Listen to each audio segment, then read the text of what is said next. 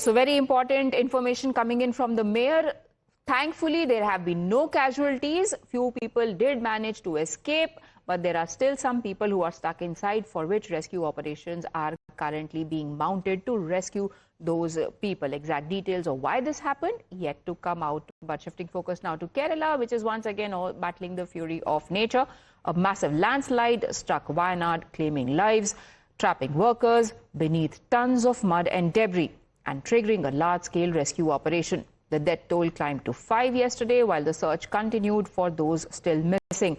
Red alert also was put in place as relentless rain rashed the region.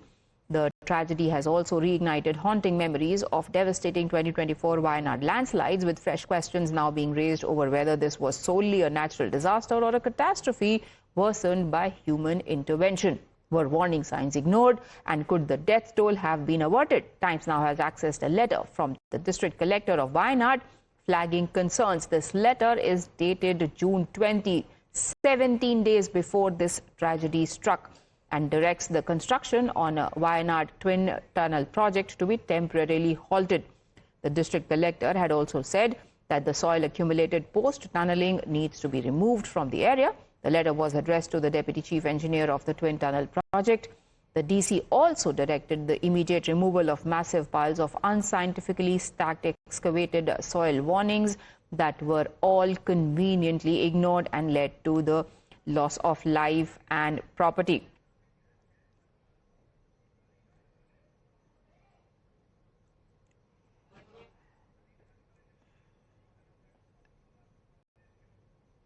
Right, we're shifting focus now. My colleague Madhav Dasgopalakrishnan joins us, and he has Deputy Minister of Foreign Affairs live with him.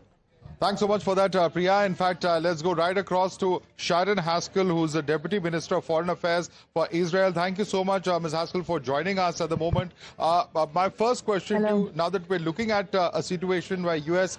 has once again struck Iran, what is the immediate fallout as far as the ceasefire being over, as far as the U.S.-Iran accord is concerned, and how is Israel viewing the situation?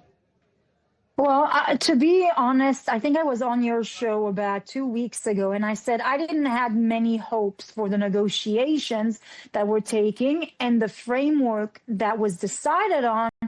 I said I'm very pessimistic. Why? Because I know who we are dealing with, and even though since this frame agreement was signed so that they start negotiating, you saw that the IRGC is not negotiating in good faith. Okay, they're not willing to make any kind of concessions and compromises. And they continue to call to attack, and literally attacked as well, ships. I mean, and that's insane. So, you know, you're dealing with a fanatical terrorist organization who's literally controlling a country, who have butchered and executed tens of thousands of their own children and people. What do you expect? And so, you know, after a few days where Iran's been attacking, and last night, the United States have responded with, I think, more than 80 military targets that they've eliminated. I think it's very clear. I've heard today already, again, more calls for executions of President Trump by parliament members, by newspapers who are run by IRGC. So it's very obvious where that's leading us. Right. And, you know, with, these negotiations or the ceasefire, as far as the negotiations is concerned, coming to an end, what do you see as the major reason? Is it just the control of Hormuz and the passage of ships? Is it about the nuclear program? What do you think has been the biggest sticking point? Well, I think this is the fanatical regime approach. I mean, they have a goal, and they say it very clearly. They want their regime to dominate most parts of the world. They want to spread Islam and Sharia by their own faith, by, you know, the mullah's faith and traditions and rule of law. And that's what they've been doing in the Middle East now for years, for decades. I mean, they've been occupying and controlling Lebanon for years, destroying their economy, their army, their politics, the corruption, everything. That's what they've been doing in Syria. This is their point of contact in Iraq as well. and they want to spread that same ideology and those same ideas around the world. I mean, this is radical Islamist forces, fanatical one, where the highest value is death and destruction. And so you tell me now to go and negotiate with that kind of ideology where they are not pushing back and they're just looking for ways, to cut corners and to gain more time in order to see how they continue to empower and build tools towards their final goal. Right. Until the goal of this regime is not changed, I don't believe there's going to be major changes. They're going to continue to be aggressors. They're going to continue to try and conquer more countries, more territories, more people by every mean, and they're going to try to power themselves from a military perspective to acquire mass destruction's weapons. Right. No, that's a very important point that you're making by acquiring mass destruction weapons, because the implications are that when Tehran comes out and says there's going to be a crushing response to what the US has done, are we looking at once again a wider regional conflict that we saw take place about 3 months ago? Look, this has always been on the table. And I have to say, what you've seen during the last few months, this is a very small portion of the US military force. Okay. And I think Iran definitely knows that, but I think most of the international community needs to know that. I mean, we've gone on a major military operation together with the United States as partners to defend humanity and to defend the values of freedom and democracy against those radical, fanatical Islamists. And so as we went through as partners, you need to understand the power that the United States hold from a military perspective, the vast majority, there was only a very small portion that was actually used. And when President Trump says that he will crush them, he can literally do that. Okay? I don't think it's a sense of threat, because from what I see, and as much as we've been very concerned about it, he tried to exploit and use every mean possible to come into a compromise, into a dialogue. I mean, look how far he has actually gone with that framework of negotiation. And I think he really exhausted every single option that was on the table to try to negotiate in peaceful ways. Right. But one thing that we do know about these kinds of regime is that they don't seek peaceful way. What they seek is death and destruction. And whether it happens in their own country, towards their own people, towards neighboring country, and some countries like, Kuwait and Qatar and Turkey that were the first line of defense towards Iran, they've literally attacked them with ballistic missiles. Okay? And whether countries that they seize as enemy and they openly threaten, like Israel. No one is safe from a regime like that. Right. So we know what we're dealing. I think most Indian people understand what it is to fight radical Islamists, okay, and how much death and destruction that can bring to you. And the problem is not the actual people, but the ideology that is like cancer that is spreading. Right. That's the same words that Trump actually used. But let me also ask you, what does this mean for the conflict in Lebanon? Because we've seen a lot of pressure that was building up on Israel to go slow in Lebanon when this entire ceasefire was announced. Does this mean that Israel can once again go on and carry out the kind of attacks or use of force that it was envisaging in Lebanon? I'll make it very clear, as I made it clear before to you. The fact is that we kept both of those fronts very much separately, so that Iran does not hold control over Lebanon. And it is very important to understand it. Iran has a military force, a political force in Lebanon. They've been occupying Lebanon for dozens of years. They listen to the orders of the master puppet in Tehran and not to the sovereign government of Lebanon. And this is why we've insisted on separating the two fields a month ago, 6 months ago, and today as well. We hold direct negotiation with the sovereign government of Lebanon, the one who is taking control over the country from this Iranian fanatical regime. This is why when we negotiated a ceasefire directly with them, not with Hezbollah, not with the Iranian regime, but with the government of Lebanon. And as much as they respect it, we respect it. If Hezbollah continues to hold, the orders from the puppet master in Tehran and will attack Israel today against the ceasefire of what the Lebanese government decided, we will target and attack strategic assets of Hezbollah, the Iranian terrorist organization. Throughout the entire time, we didn't attack Lebanese government facilities. We didn't attack Lebanese military facilities. We didn't attack sovereign Lebanese assets and towns, but we strategically targeted and eliminated Hezbollah assets, commanders, missile warehouses, personnel, high commanders. This is our targets. Our enemies are not Lebanon or the Lebanese people, but Hezbollah, the Iranian terrorist regime. And if they choose now to continue and attack us, we will respond. But we will continue to negotiate in good faith and respect the ceasefire that was decided by both of our governments. Right. Now, with the U.S. carrying out these attacks as far as Iran is concerned, is Israel also joining in these strikes? What is Israel's, aspect of militarily when it comes to Iran? Because we've seen Israel participate in the earlier round of strikes that took place. What is Israel's position now? Look, we understand, and I think most leadership truly understand the threat of the Iranian regime and understand what will happen if they would have mass destructive weapons. Okay? Those discussions are being discussed closely in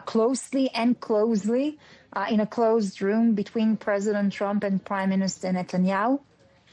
The United States of America is one of Israel's greatest allies. And as have we supported America in the past, you should consider that we will continue and support those efforts as much as they supported us. Right, but we've seen also a lot of differences over the last few weeks that have emerged between US and Israel. Although they are very close allies, you haven't been on the same page. There have been differences between President Trump and Prime Minister Netanyahu that have been reported. How is that really going to impact on what we're going to see coming up ahead? Look, I won't say that. I know that some people in the international media were trying to show as if President Trump and Prime Minister Netanyahu, are not on the same page. In between friends, and I'm sure even in your own family, sometimes there's disagreement. But what you do, you talk about it. And you put on the table your point of view and their point of view, and you resolve it in the room. You resolve it in the family.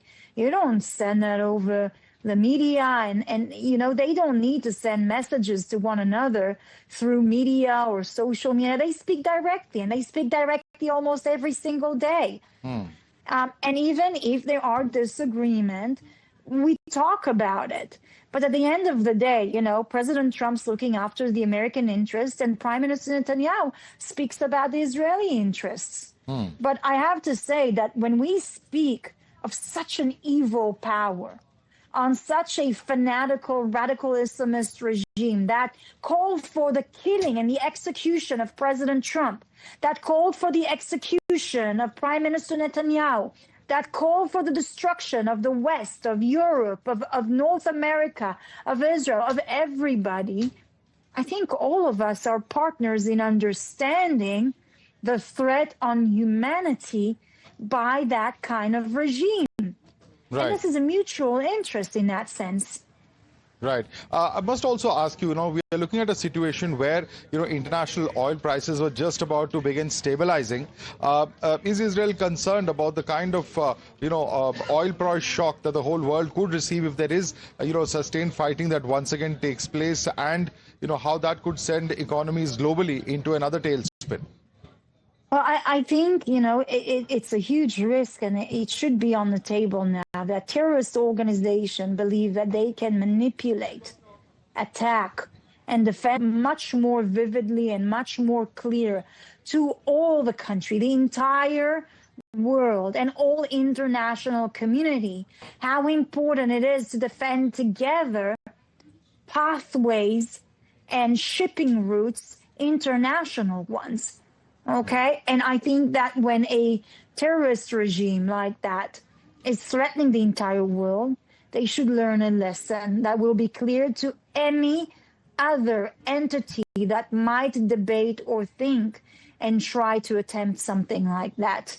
This is what I believe. And, to be honest, try and think what would have happened in 10 years from now if we live in a world where Iran would have acquired full nuclear weapons and full military ballistic missile program that can reach every place in this planet. And then they close the Hormuz Strait hermetically. What would happen then? How dangerous would that be?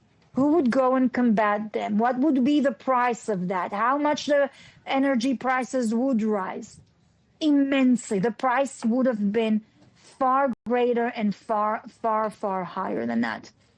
Right. No, but Sharren Haskel, that is also a very important question, ma'am, because now... I'll just say I apologize, but I'll have to take you with me because I do need to go and vote in the General Assembly. Yeah. We are just one last question. Just one last question. Do you fear that Israel, Iran in these last few weeks would have been able to regroup, would have been able to build up its own military facilities, capabilities, even production of missiles for that matter? And, are we looking at a situation where that Iran, which is once again, militarily capable, that's the kind of Iran that would be taken on militarily with these attacks? So I think when President Trump put a siege on Iran, it was very clear that he's sort of suffocating also the route of importation of specific weapons and technology. I won't say it was hermetically, because we did see an oxygen route going through Pakistan as well. Okay? But the amount that they would have needed in order to rehabilitate some of their facility, their technology, and their military equipment is so big that it wouldn't make a huge impact during this time. I do know that they need to be very much concerned. I mean, the fact is that the balance of power between Iran and between the United States is so big. When President Trump say he can crush them, he means it. He definitely can. And I think there should be so much respect in the international community that he did try to exhaust every single possible way for negotiations to try and bring a solution or a negotiation, through means of discussions and peace. And he should be really respected for that. Right. But unfortunately, you are dealing with a terrorist organization. And, those kinds of things, when death is the highest cause, when death is the highest cause, it is very difficult to see. Their values are not our values. When, democracies are looking for peace and stability, those kinds of regime, the fanatical, radical Islamists, they seek death and destruction. And I think that if anyone knows that, is the Indian people who have faced so much tragedy, with terrorist organization, like radical Islamist terrorist organization. They really do know personally what is the price that is paid by those kinds of forces. Right. My last question to you, Sharren Haskel, before I let you go. You've highlighted on social media, particularly on platform X, the kind of manpower shortages that the Israeli military is facing. How does that impact Israel's ability to continue fighting on multiple fronts? Sorry, can you repeat that question again? Military manpower shortage is something that you have posted about. You have highlighted the reports which have talked about that. How does that impact on Israel's ability when you are having multiple front conflicts? Okay, so the first thing is that we have as much manpower as needed. we have enough manpower as needed in order to defend Israel. On the long term, and you need to understand that we are in a 3 years of a war where many people are in the reserve and are serving now for 3 years on multiple fronts, the north, the south, east and west in different areas. So in terms of defense of Israel, there is no problem. Okay, Israel will always be capable and can defend itself. We are trying to plan a long-term plan of defense in order to make sure that until we have a certain agreement that, for example, the Lebanese government can hold and can control the terrorist organization of Hezbollah, until we can withdraw all the forces there, we need manpower. And we need it to the least mission or for them at least, to spend the least time as possible in serving there. All right. Sharren Haskel, thank you so much for taking the time out and speaking to us here at Times Now. Thank you very much.